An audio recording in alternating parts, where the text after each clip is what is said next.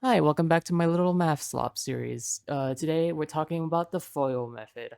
FOIL method is when you take one of these things, and in order to find out what this is equal, you multiply the first, and then you multiply the outsides, and then you multiply the insides, and then you multiply the last parts. But like, this is really confusing for my brain to think about, and I am aware that it's like this term and then this term and then this term and that term and then this term and then this term and then this term and then this term. But like the words aren't really helpful. And the only reason why we said foil was because someone was like, "Oh my god, it makes such a nice and pretty word." I think that's a garbage reason to do stuff. That is for the sake of memorization. But let's just look at how my brain thinks about it. So for any rectangle, if we want to find its area, it's just going to be its base times its height, right? I recognize that the colors are wrong. I messed up. I messed up, all right? But pretty much what we do is that if we really look at what this is, technically a plus if our first two terms multiplied together are just going to be the side length of one bigger rectangle, so a and b,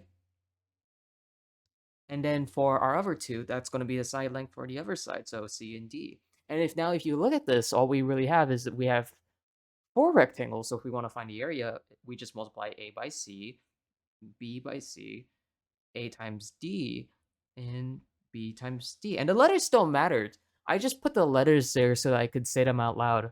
You can do this however you want, but really, you are really just taking a rectangle and then cutting it up into four things based on the sides, and then you can just add all these together now. So yeah, that's AC times not A, not plus, plus AD plus BC plus BD. And that's your area of a rectangle. Yeah. And that's, if you look at this is really the same thing that the FOIL method is doing, but I like drawing it out more because it's easier it's easier for the my brain, probably your brain if you're watching this too, to think about this. And like, this also expands to bigger things. I didn't really plan to show this, but now that we're here, I might as well. There's no colors on this because I didn't plan for this. But let's say you want to do something with three terms in the first one and two terms in the second one. We can just draw an even bigger rectangle and then chop this up into three. We say A, B, and C, and D and E. Now we have six rectangles, so we're going to have AD, BD, CD, AE, BE, and CE. And then you add all of these up, and that gives you the area of this, which is just going to be equal to whatever these two things multiplied together are.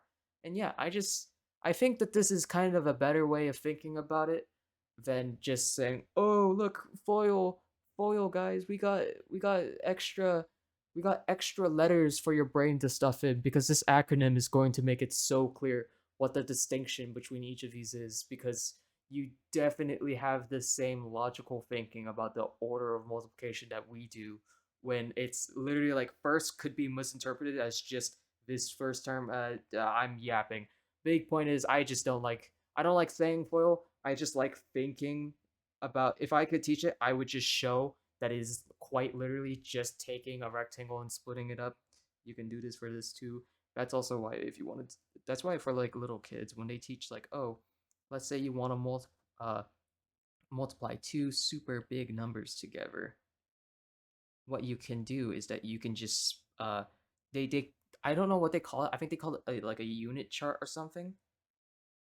But like, they'll take each one and say, "Oh, you do like your hundredths place, then your tenths place, and then your ones place, and then you'll do that for both sides, and then you'll multiply them together." And then they don't really say why this works. They just say, "Oh, guys, look, it's a table." But when you think about it in a literal geometric sense, like, this is just rectangle lengths. Like, that is why this works. But I don't know if they really explain it like that. But yeah, you really are just taking a big shape and then splitting it up into however many. shapes the digits make it into, and then that's not 20. And then you can add them. This is also, if you can, in case you can't tell, I'm not very good at multiplication. But yeah, you're really just taking a big shape and you're splitting it up into a whole lot of little guys. And then you can just add them together. And that's why this method for like kindergartners work. I don't know. That's the end of the video. Uh, hope it was helpful. And if you like math, probably don't subscribe. I just post slop. Alright, stay hydrated. Goodbye.